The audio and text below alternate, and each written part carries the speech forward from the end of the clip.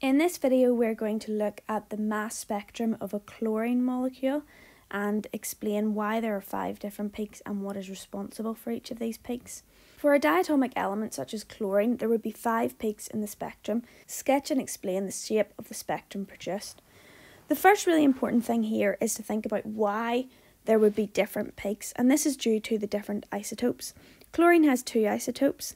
It has chlorine 35 and chlorine 37, and we know the percentages of each is 75% of the atoms will be the chlorine 35 isotope, and that leaves 25% to be the chlorine 37 isotope.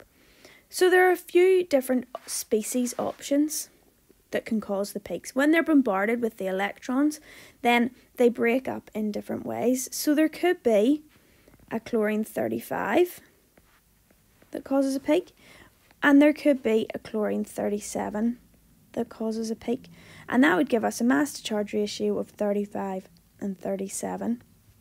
The other peaks are caused by the molecules and the different isotopes that make them up. So we could have a peak at 70, and that could be made up of 2 chlorine 35. And remember our positive charge. We could have a peak at 72. This one's a bit trickier because there are 2 different options that could make it up. You could have a chlorine 35 and a chlorine 37. Or you could have a chlorine 37 and a chlorine 35. Now this will be important when we come to thinking about the heights of the peaks. The last option then is that there will be a peak at 74, and this will be because of 2 chlorine 37s. Alright, they are our 5 different peaks. If we split them up into 2 sections, so this is section 1, this is section 2, the height of those sections don't really matter in comparison to each other, but within the sections you need to know the height of the peak, and it's all due to probability. You don't need to be able to explain the probability, but I'm going to explain it now. If you don't like maths, you can just daydream for a little bit and then learn the ratios of the height of the peaks, or you can listen along and you'll be able to work out the different heights and it'll give you one less thing to learn. So first of all, the chlorine 35 and the chlorine 37.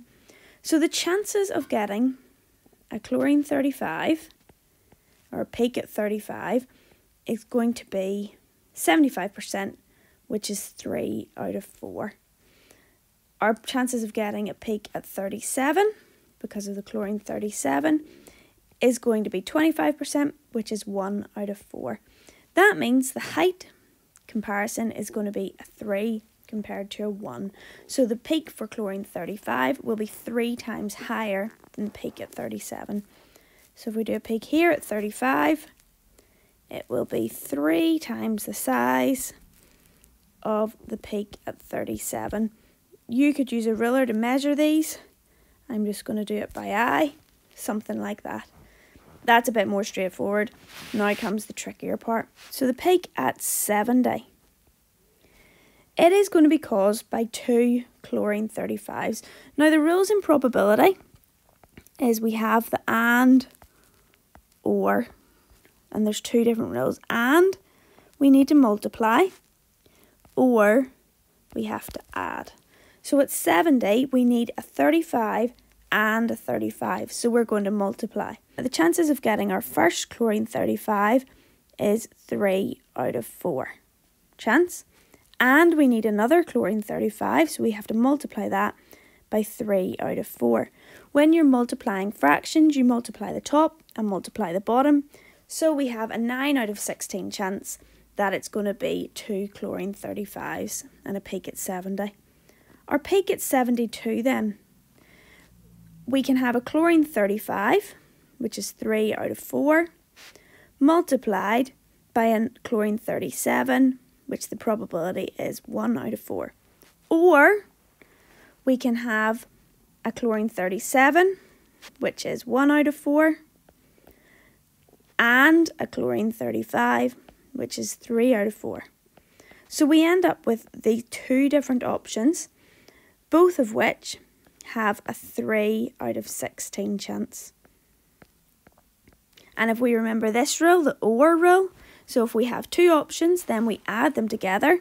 And to add fractions, we have to have the same common denominator, and then we add the top. So that ends up with a 6 out of 16 chance that we'll have a peak at 72. The last peak then is at 74. And this is made up of two chlorine 37s, both of which have a 1 out of 4 chance. We need a 1 out of 4 and a 1 out of 4, so we multiply them. Then if we multiply the top and multiply the bottom, we end up with 1 out of 16. So our height ratios are a 9 compared to a 6 compared to a 1. Doesn't matter the height compared to section 1. So I could do, say, a 9. Again, you could be using a ruler. You could do this one as 9 centimetres at 70. Then at 72, you could do 6 centimetres. And then at 74, you could do 1 centimetre. You'll end up with something like that. And the height ratios are a 9 to a 6 to a 1. If you don't like all that probability stuff, you just learn it. You've got a 3 to a 1 and a 9 to a 6 to a 1.